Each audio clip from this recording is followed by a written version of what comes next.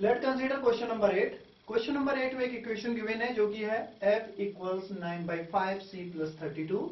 ये हमें equation given है और क्वेश्चन कह रहा है कि draw the graph between Celsius and Fahrenheit, और यहाँ पर सेल्सियस को x एक्सिस पे लेना है, ये क्वेश्चन में गिवन है, और फ़ारेनहाइट को y एक्सिस पे लेना है। यानी कि इस क्वेश्चन को सॉल्व करने के लिए इस सेल्सियस की जगह आप x को इमेजिन कर सकते हैं, ठीक है, और फ़ारेनहाइट की जगह आप y को इमेजिन कर सकते हैं।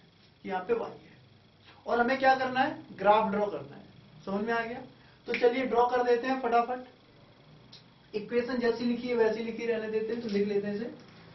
इक्वेशन है हमारी f equals 9/5 c plus 32। Question में गिवन है ये इक्वेशन।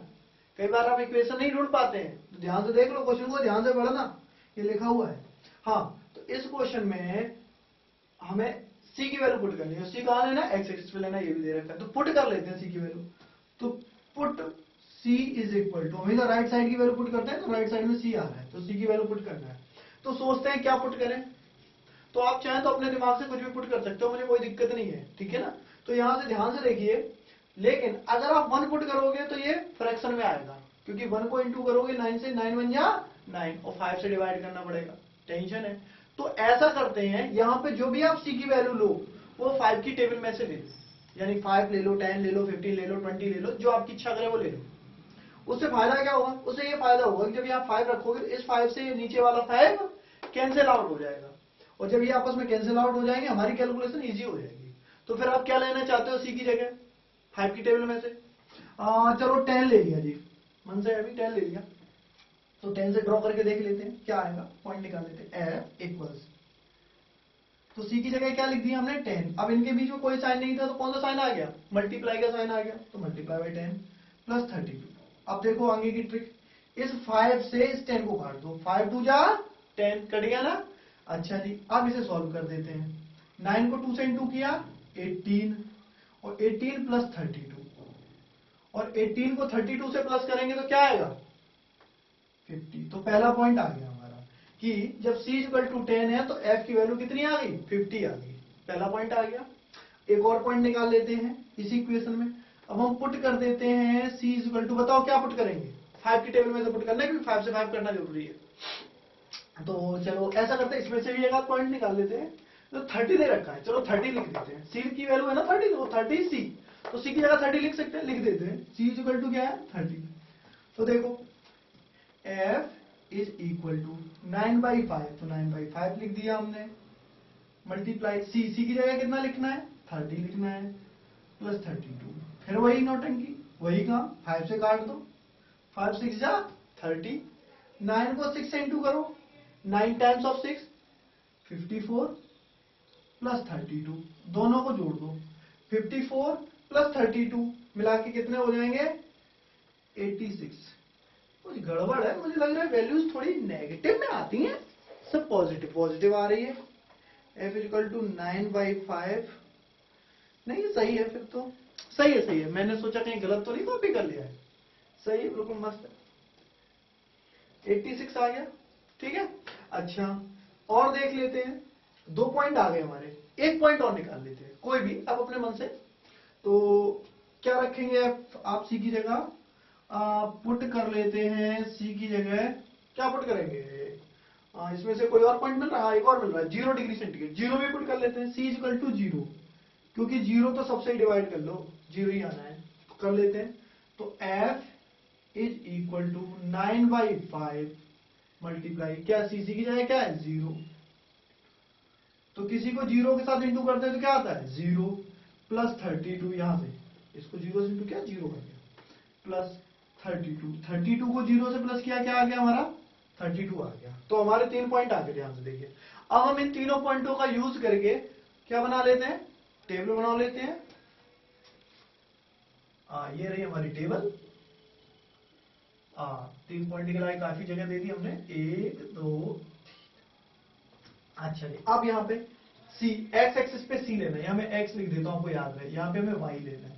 तो क्वेश्चन कह रहा है x एक्सिस पे क्या लेना है, सेल्सियस, तो यहाँ लिखना है सेल्सियस, और y एक्सिस की जगह क्या लेना है, फ़ारेनहाइट, तो यहाँ लिख दिया मैंने f। तो सेल्सियस की वैल्यू सबसे पहले हमने क्या पुट की थी 10, तो फ़ारेनहाइट हमारे कैलकुलेशन के बाद क्या आया था 52, फिर दूसरी हमने सेल्सियस की वैल्यू क्या पुट की थी 30, तो हमारे फ़ारेनहाइट की वैल्यू क्या आई थी 86, इसके बाद सी की जगह हमने क्या पुट किया था 0 अंडा, आया क्या था सॉल्व करके 32, तो ये हमारी वैल्यूज आई थी, तो टेबल में पुट कर लिया, कोई दिक्कत तो होनी नहीं चाहिए टेबल से। अब ग्राफ ड्रॉ कर लेते हैं फटाफट। है अब आप कहोगे सर ये नेगेटिव में क्यों कर रहे हैं, भाई इस क्वेश्चन में रिक्वायरमेंट हमें पड़ रही है इन एक्सिस की, क्योंकि जो क्वेश्चंस हैं उनमें और भी पार्ट है तो हमें चेक करने पड़ेंगे, हो सकता है वो नेगेटिव में लाई करें, इसलिए हमने भी पूरा ड्रॉ किया है दोनों एक्सिस पे लिया है, तो क्वेश्चन में भी कितने 1 2 3 4 पार्ट्स बाकी है। तो पहले ग्राफिक कंप्लीट कर लेते हैं। अब एक्स एक्सिस में सबसे बड़ी संख्या कितनी है 30, 30 को 5 से डिवाइड करो कितना आ रहा है, मैंने कहा 5 से या 6 से डिवाइड करके आप चेक कर सकते हैं, तो ऐसा करते हैं। और एफ पे सबसे बड़ी संख्या क्या है 86, इसमें तो बहुत बड़ी वैल्यू आ रही है, चलो कर लेंगे। तो इसमें सबसे बड़ी वैल्यू 30, तो 30 को अगर मैं 5 से डिवाइड करता हूं तो 6 आ रहे हैं, 6 सही नहीं रहेगा, 6 की जगह ऐसा करते हैं इस पे और कुछ 6 से डिवाइड कर लो, मैंने कहा 5 से डिवाइड कर लो या 6 से डिवाइड कर लो, तो 6 से डिवाइड करेंगे तो 5 आएगा, तो 5 5 का डिफरेंस ले लेते हैं, किस पे ले लेते हैं एक्स एक्सिस पे, 5 से बहुत बनेंगे 6 बन जाएंगे, लंबा जाएगा, बड़े ले लेते हैं 10 10 के ले लेते हैं सीधे 10 20 30 40 50, क्योंकि अभी हमें बहुत सारी वैल्यूज निकालनी, जब वैल्यूज ज्यादा निकालनी हो ना तो आप जो इंटरवल लेना है ना वो थोड़े बड़े ले लेना, जिससे कि अगर ग्राफ बड़ा भी ड्रॉ होता है तो हमारा काम चल जाता है। अच्छा जी, अब फ़ारेनहाइट में सबसे बड़ा क्या है 86, इसमें तो बहुत ही बड़ा है, तो ऐसा करते हैं इसके लिए 20 का डिफरेंस ले लेते हैं, 20 से आराम से 80 आ जाएगा, देखो 4 ही बार में आ जाएगा, तो लेते हैं पहला 20 20 40 60 80, अब 80 क्यों आया समझ में तो आपको आ ही गया होगा, वाई एक्सिस पे 86 लेना है, ठीक है जी। अब ड्राइंग कर लेते हैं, तो पहला पॉइंट है 10 पे 50, तो x पे 10, x एक्सिस पे 10, y पे 50, तो 50 40 और 60 के बीच में आएगा, यहां पे आएगा, तो ये पहला पॉइंट आ गया हमारा 10, 50। चलिए दूसरा पॉइंट ढूंढते हैं, x सी पे 30, सी पे 30 कहां है, ये ऊपर की ओर, तो f की वैल्यू कितनी है 86, तो 80 से भी ऊपर जाएगा क्योंकि 80 प्लस 6 और है, तो यहां पे कहीं आएगा 86, तो ये हो गया हमारा 30, 86। पहले हमेशा x एक्सिस की वैल्यू लिखी जाती है, x एक्सिस पे c है और y एक्सिस पे f है। तीसरा पॉइंट c पे 0, c पे चलना ही नहीं है, f पे चलना है, कितना चलना है 32, तो 32 कहां पड़ेगा 20 और 40 के बीच में 30, 30 थोड़ा सा ऊपर 32, ये पॉइंट आ गया, तो ये आ गया हमारा तीसरा पॉइंट। तो तीनों पॉइंट दिखाई दे रहे हैं, तो फटाफट इसका ग्राफ ड्रॉ कर देते हैं, तीनों पॉइंटों से होते हुए लाइन खींच देते हैं। आज ये और ये हो गई जी लाइन ड्रॉ, और लंबी सी हो गई। और एक पॉइंट चाहो तो लिख सकते हैं, यहां पर माइनस के ले लो -20, क्योंकि क्वेश्चन में भी बाकी पार्ट हैं इसलिए हमें जरूरत पड़ रही है, यहां पे भी ले लो -10 -20 -30 -40 सो ऑन, इस तरीके से पॉइंट ठीक है, तो ये आ गया हमारा -40। अच्छा जी, अब हम अपने ऑप्शंस देख लेते हैं क्या है। टेम्परेचर 30 डिग्री सेंटीग्रेड है तो फ़ारेनहाइट को निकालो, तो देखो हमने पहले क्या है कि जब टेम्परेचर 30 डिग्री सेंटीग्रेड है तो 30 से इधर जाओ ऊपर की ओर, गए गए गए गए यहाँ, तो फ़ारेनहाइट पे कितना निकला है हमारा 86, ये तो हमारा पॉइंट ही निकला है कि जब हमने पहले ही ले लिया था C 30 है तो फ़ारेनहाइट कितना है 86, तो पहला आंसर आ गया हमारा क्या, तो फाइंड फ़ारेनहाइट, तो फ़ारेनहाइट इज इक्वल टू 86, तो यहां लिख देंगे देन, तो ठीक है, टेम्परेचर 30 डिग्री सेंटीग्रेड है, देन फ़ारेनहाइट इज 86, यानी जब टेम्परेचर आपका डिग्री सेंटीग्रेड 30 होगा तो उस केस में फ़ारेनहाइट में उसका मेजरमेंट 86 आएगा, तो पहला आंसर आ गया आपका। सेकंड देखते हैं, टेम्परेचर इज 95, ओ ये गलत लिख दिया, 95 फ़ारेनहाइट होगा यहाँ, एक मिनट में चेक कर लेता हूँ, आई थिंक फ़ारेनहाइट, हाँ फ़ारेनहाइट ही है, तो ये जो सेकंड पार्ट है इसमें यहाँ पे 95 फ़ारेनहाइट है, और हमें फाइंड करना है सेल्सियस, तो इसको कैसे फाइंड करेंगे, अब फ़ारेनहाइट तो 95 है, तो इसके ऊपर जाएगा, तो इस ग्राफ को और आप आगे बनाएंगे, और यहाँ पे 80 के बाद 100 आएगा, 100 के बीच में कहीं 95, यहाँ पे करीबन 95 आएगा। तो यहाँ से आप एक लाइन ड्रॉ करेंगे इस तरीके से, जो कि नीचे से होती हुई जाएगी इस तरीके से। तो अब हमें पता करना है कि डिग्री सेल्सियस क्या होगा। तो ऐसा करते हैं, हम इक्वेशन को सॉल्व करके चेक कर लेते हैं, क्योंकि इस ग्राफ से हमें एक्यूरेट वैल्यू मिल पाना थोड़ा सा मुश्किल है, तो उससे हमें एग्जैक्ट वैल्यू मिल जाएगी। तो करना क्या है, जो भी हमें क्वेश्चन दे रखा है उसे लिख लेते हैं इक्वेशन को, f इक्वल्स 9/5 c प्लस 32, ये लिख लिया हमने। अच्छा, अब इस f की जगह कितना है 95, तो f की जगह क्या पुट कर देंगे 95। यहां तक समझ में आ गया होगा। अब हमें इस c की वैल्यू निकालनी है, तो 32 को इधर भेज देते हैं, तो 95 minus 32 is equal to 9/5c आ गया। अच्छा जी, और हमें जगह चाहिए तो थोड़ी सी इधर की जगह यूज कर लेते हैं, तो 95 में से 32 माइनस करेंगे तो ये आ जाएगा 63, तो 63 इज इक्वल टू 9/5c। तो c की वैल्यू हमें निकालनी है, तो जो 5 है वो कहाँ है डिवाइड में, तो डिवाइड वाली संख्या कहाँ चली जाएगी मल्टीप्लाई में, और जो ऊपर वाली संख्या होती है वो कहाँ जाएगी नीचे। 9 से काट दो, 9 7 जा 63, और 7 को 5 से इंटू करोगे तो c इज इक्वल टू 35 आएगा। तो ये इसके बीच में कहीं आएगा। अब सही आप स्केल का यूज करोगे ना तो बीच में आएगा एग्जैक्ट। इधर ये थोड़ा आगे चला गया है, ये इस तरीके से बीच में आएगा पॉइंट, ये थोड़ा इधर आएगा। ठीक है, आप समझ गए। तो ये पॉइंट आएगा यहाँ पर, तो कितना आएगा 35 आएगा। तो सेकेंड आंसर आ गया। तो डिग्री सेल्सियस हो गया आपका 35 डिग्री सेल्सियस। तो ये आपका आ गया सेकेंड आंसर। अब देखो फाइंड की जगह ये आप नीचे लिखेंगे आंसर में, ये आंसर चल रहा है समय, जब आपके आंसर होगा क्वेश्चन हटा नहीं रहे, क्योंकि हमारे बोर्ड में थोड़ी लिमिटेड जगह है, तो इसलिए अब आंसर हो गए। ये पहला आंसर लिखेंगे, ये सेकंड आंसर नीचे लिखेंगे। आप टेम्परेचर 0 डिग्री सेल्सियस है तो फ़ारेनहाइट कितना होगा।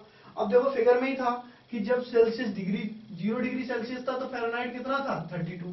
हाँ, और ये सब हम लोग ग्राफ से लिख रहे हैं, तो यहां लिखे एक चीज जोड़ देना, फ्रॉम ग्राफ।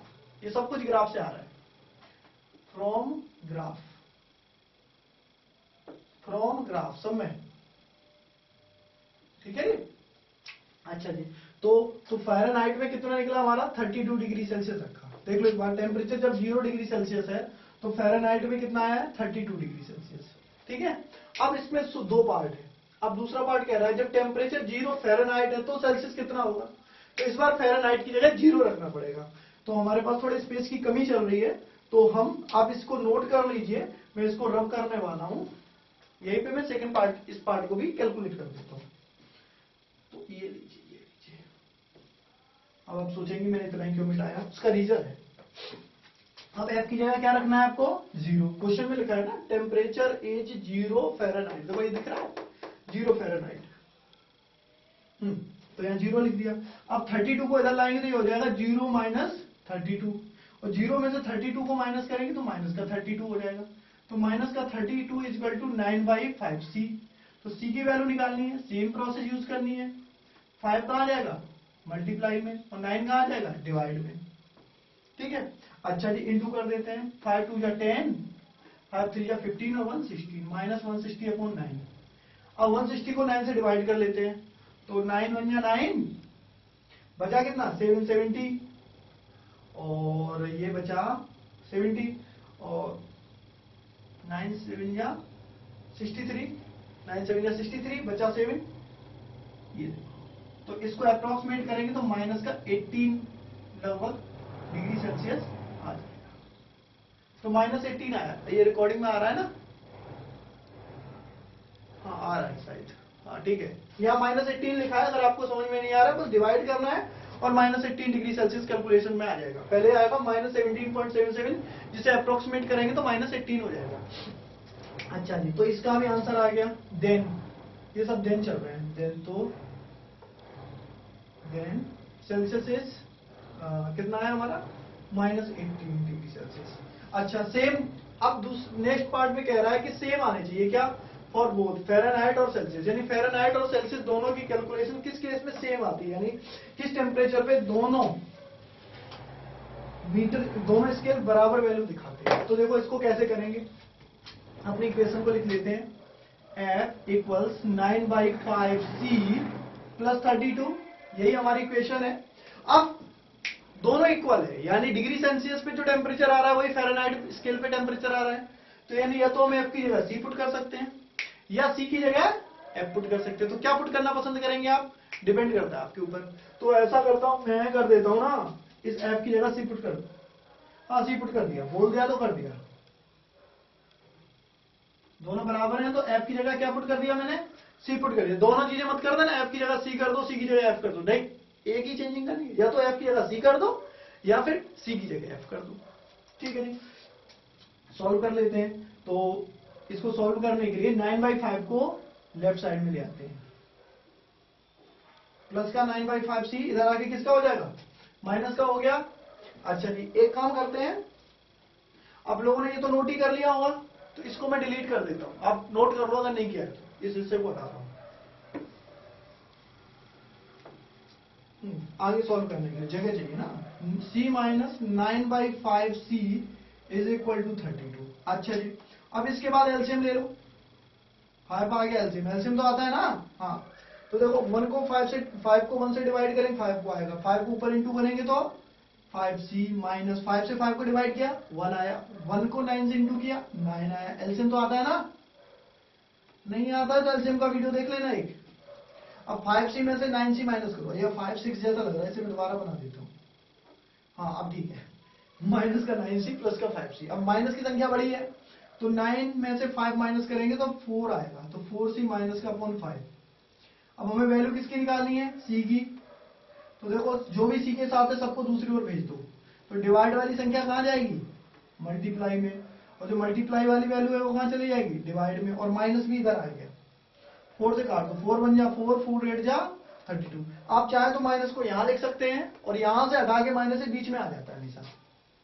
तो 8 को 5 से इंटू करो कितना आया 40, और ये माइनस का आ गया, इसे भी लगा दो। तो इसका मतलब है कि -40 पर दोनों स्केल बराबर टेम्परेचर दिखाते हैं, यानी स्केल में वैल्यूज बराबर आ जाती है।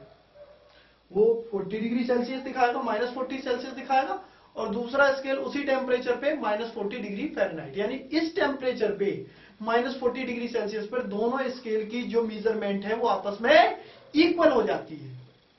तो लिख देते हैं at -40 degree Celsius both scale shows same reading, दोनों बराबर रीडिंग दिखाएंगे जी। तो आपको समझ में आ गया ये, -40 पे दोनों स्केल में -40 डिग्री सेल्सियस, उसमें आ जाएगा -40 डिग्री फ़ारेनहाइट, तो दोनों बराबर स्केल पे दिखाएंगे। तो इस तरीके से आई होप आपको ये वीडियो समझ में आ गया होगा, उससे सबको समझ में आ गया होगा। अगर आपको इस वीडियो में से ये क्वेश्चन समझ में आ गया है तो प्लीज आप हमारे YouTube चैनल को सब्सक्राइब करना ना भूलें, हमारे वीडियो को लाइक जरूर करें, और हमारे वीडियो की ऊपर से ब्राउजर से लिंक लेकर, या फिर नीचे ऑप्शन भी है शेयर का, वहां से जाके फेसबुक पे शेयर कर दें इसे, और इसके अलावा इसे G+ कर दें।